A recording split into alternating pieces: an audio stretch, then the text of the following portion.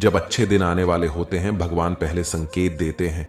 पुराने रिश्ते टूटते हैं, अकेलापन घेरता है, रास्ते बंद लगते हैं, मगर भीतर एक शांति पनपती है। रात गहरी होती है क्योंकि सवेरा पास होता है। धैर्य रखो, बदलाव की आहट शुरू हो चुकी होती है। ऐसे क्षणों में हमारा मन हार मानने लगता है, परंतु क्या आप जानते हैं, ये वही क्षण होते हैं जब ईश्वर आपके जीवन में परिवर्तन का बीज बो रहे होते हैं। क्योंकि अच्छे दिन आने से पहले भगवान संकेत देते हैं, बस हमें उन्हें पहचानना होता है। तो दोस्तों, इन संकेतों को ध्यान से सुनना, क्योंकि ये संकेत आपका जीवन बदल देंगे। भगवान श्री कृष्ण कहते हैं कि दुख की घड़ी परिवर्तन का पहला संकेत। जब सब कुछ अच्छा चल रहा हो तब हम ज्यादा कुछ नहीं सोचते, लेकिन जब अचानक जीवन में परेशानियां आने लगती हैं, लोग दूर होने लगते हैं, संबंध टूटने लगते हैं, तब मन विचलित हो उठता है। पर याद रखना, ईश्वर कभी आपको तकलीफ नहीं देता, वह आपको तैयार करता है। जब कोई रिश्ता टूटता है, वह संकेत है कि अब आपको आत्मनिर्भर बनना है। जब कोई अवसर हाथ से निकल जाता है, वह संकेत है कि उससे बेहतर कुछ आने वाला है। दुख का आना ईश्वर का पहला संकेत है कि अब जीवन में एक नया मोड़ आने वाला है। अकेलापन परिवर्तन का दूसरा संकेत। जब जीवन में अच्छे दिन आने वाले होते हैं, तब ईश्वर आपको पहले तैयार करते हैं। वे आपको सबसे अलग कर देते हैं, दोस्त दूर हो जाते हैं, परिवार आपकी बात नहीं समझता और आप एक अजीब से अकेलेपन में डूबने लगते हैं। पर यही एकांत ईश्वर का दिया हुआ सबसे सुंदर उपहार होता है। अकेलापन कोई सजा नहीं है, यह आत्मा से मिलने का अवसर है। जब आप खुद से बातें करने लगते हैं, तब जीवन के सबसे गहरे उत्तर मिलने लगते हैं। भीड़ में चलना सरल होता है, पर जो अकेले अपने रास्ते पर चलता है, वही असली योद्धा बनता है। जब ईश्वर को आपको महान बनाना होता है, वो पहले आपको तन्हा करते हैं। अकेलापन आत्मा का संगीत है, जहां संसार की आवाजें शांत हो जाती हैं। जो खुद के साथ बैठना सीख गया, वह जीवन में किसी के भी साथ चल सकता है। तू अकेला नहीं है, तू चुनिंदा है, ईश्वर के द्वारा चुना गया आत्म विकास के लिए। इतिहास हमेशा उन्हीं ने रचा है जो अकेले चले। यही समय है भीतर के ईश्वर से मिलने का। संकेत नंबर 3, असफलता। आपकी परीक्षा का समय। कई बार आप दिन रात मेहनत करते हैं, फिर भी सफलता नहीं मिलती। लगता है भगवान भी आपको अनदेखा कर रहे हैं। पर क्या आपने सोचा है, आपकी मेहनत कहीं जा नहीं रही, वो संचित हो रही है। अंधेरे में बोया बीज जब फूटता है, तभी वृक्ष बनता है, और वो बीज टूटे बिना अंकुरित नहीं होता। हर असफलता के पीछे एक सफलता छिपी होती है। ईश्वर बस देखना चाहते हैं कि क्या आप हार मान लेंगे या भरोसा बनाए रखेंगे। अगर आपने भरोसा रखा तो यकीन मानिए, अच्छे दिन अब बहुत दूर नहीं। संकेत नंबर 4, मन का बेचैन होना, आत्मा का जागरण। जब अच्छे दिन आने वाले होते हैं, तो अंदर एक अजीब सी बेचैनी होने लगती है।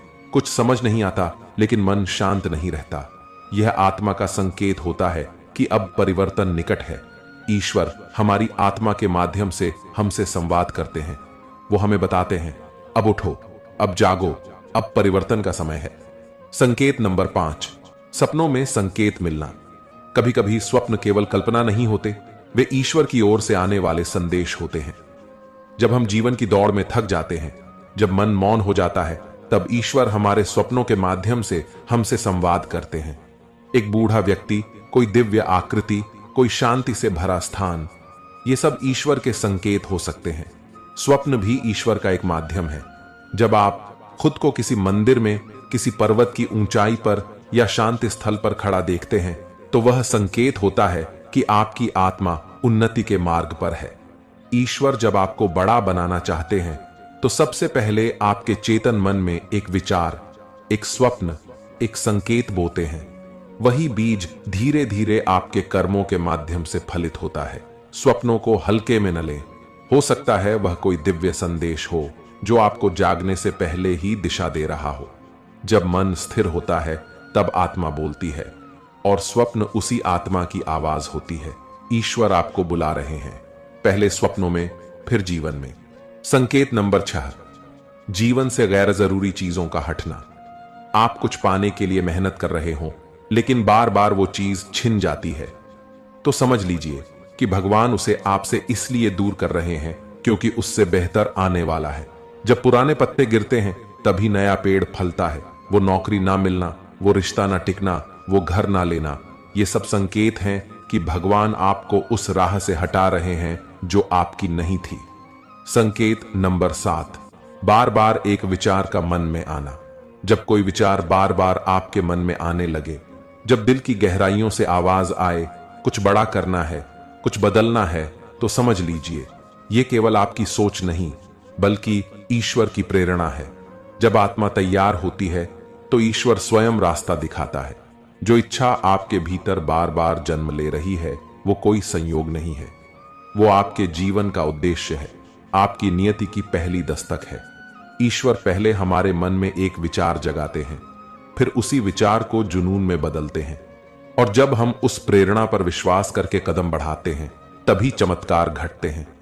याद रखिए, जो विचार आपको बार बार बुला रहा है वही आपके जीवन का मार्ग बन सकता है। जो सपना बार बार आंखों में उतरता है वो भविष्य की झलक है। उसे दबाइए मत, उसे अपनाइए। साहस कीजिए, विश्वास रखिए, क्योंकि यह सिर्फ आपकी इच्छा नहीं, यह ईश्वर का बुलावा है। और जब आप उस बुलावे का उत्तर देते हैं तभी जीवन असाधारण बनता है। संकेत नंबर 8, अचानक सही लोग मिलने लगते हैं। क्या आपने कभी महसूस किया है कि जब जीवन की राहें धुंधली हो जाती हैं, जब सब कुछ उलझने लगता है, जब आप खुद को टूटा हुआ, अकेला और हारा हुआ महसूस करते हैं, तभी कोई ऐसा व्यक्ति अचानक आपकी जिंदगी में आता है जो आपको समझता है, आपको थाम लेता है और बिना शर्त आपके साथ खड़ा रहता है। कोई मित्र, कोई गुरु, कोई अनजान सा मार्गदर्शक, जिसकी बातें आपके जख्मों पर मरहम बन जाती हैं, जिसकी उपस्थिति में आपको सुकून मिलने लगता है। यह कोई संयोग नहीं होता, यह ईश्वर का संकेत होता है कि अब समय बदल रहा है। भगवान खुद धरती पर नहीं आते, वे किसी इंसान के रूप में आपकी जिंदगी में प्रवेश करते हैं। जब आप अंधेरे में होते हैं तब ईश्वर किसी दीपक को लेकर आपके पास भेजते हैं, किसी ऐसे इंसान के रूप में जो आपको रोशनी दिखा सके। ऐसे लोग दुर्लभ होते हैं। ये वो दूत होते हैं जिन्हें ईश्वर ने खास आपके लिए भेजा होता है, आपकी आत्मा को फिर से जगाने, आपको आपके रास्ते पर वापस लाने और आपको यह याद दिलाने के लिए कि आप अकेले नहीं हैं। उनका आदर करें, उनसे दूरी न बनाएं, क्योंकि वे केवल व्यक्ति नहीं, आपके पुनर्जन्म की शुरुआत है। उनके साथ से ही जीवन में परिवर्तन आता है। कई बार हमारे उत्तर लोगों के रूप में ही आते हैं। ईश्वर जानता है कब और किसे भेजना है। जब वो आपको बदलना चाहते हैं तो पहले किसी को भेजकर आपका हृदय बदलते हैं। इसलिए अगली बार जब कोई अच्छाई से भरा व्यक्ति अचानक आपकी जिंदगी में आए तो समझ जाइए, अब अंधेरे का अंत होने वाला है, अब सुबह होने वाली है, अब आप जीवन के नए मोड़ पर हैं जहां से नई शुरुआत होगी। संकेत नंबर 9, अंदर से एक शक्ति महसूस होना। जब आप सब कुछ खो चुके होते हैं लेकिन फिर भी आपके भीतर एक उम्मीद बची हो, वो उम्मीद ही ईश्वर का संकेत है कि आप हार नहीं सकते। जिसके भीतर विश्वास जलता है उसकी राह स्वयं भगवान बनाते हैं। आपको लगेगा कि अब मुझ में शक्ति नहीं बची, लेकिन अचानक आप कुछ ऐसा कर जाते हैं जिसकी आपने कभी कल्पना भी नहीं की थी। यही संकेत है, अब समय बदल चुका है। संकेत नंबर 10, मन का भगवान की ओर मुड़ना। जब जीवन के सारे सहारे छूट जाते हैं, जब लोग समझना बंद कर देते हैं, जब दुनिया की भीड़ में भी आप अकेले महसूस करने लगते हैं, तभी आप ईश्वर की ओर मुड़ते हैं। और यहीं से शुरू होती है आपकी असली यात्रा। अब आप उनकी योजना का हिस्सा बन चुके होते हैं। जब मन संसार से हटकर ईश्वर की ओर दौड़ने लगे, जब भजन में शांति मिलने लगे, जब ध्यान में बैठते ही आंखों से आंसू बहने लगे, तो समझ लीजिए अब ईश्वर आपको छूने लगे हैं। जिस दिन तुम ईश्वर को पुकारते हो उस दिन वह तुम्हारे पास 10 कदम चलकर आते हैं, क्योंकि वो पहले से ही तैयार थे, बस आप उन्हें पुकारने की प्रतीक्षा कर रहे थे। अब आप आत्मा की राह पर हैं, जहां कोई छल नहीं, कोई भ्रम नहीं, केवल प्रेम और शांति है, जहां ईश्वर आपके हर विचार, हर भावना, हर स्पंदन में समा जाते हैं। यह टूटना वास्तव में एक नया बनना होता है। यह बिखराव एक ईश्वरीय निर्माण होता है, क्योंकि जब सब दूर चले जाते हैं तभी ईश्वर आपके सबसे करीब आ जाते हैं। अब आप उनके हैं और वे आपके। अब जीवन साधारण नहीं रहेगा, अब यह एक दिव्य यात्रा है। प्रिय आत्माओं, जीवन का हर मोड़ कोई ना कोई संकेत लेकर आता है। लेकिन अधिकतर लोग उसे देखकर भी अनदेखा कर देते हैं। पर आप उनमें से मत बनिए। अगर आज आपका जीवन अंधेरे से भरा है, अगर आज आपको कुछ समझ नहीं आ रहा, अगर आप सब कुछ खो चुके हैं, तो खुश हो जाइए, क्योंकि अच्छे दिन आने वाले हैं और ईश्वर संकेत दे चुके हैं।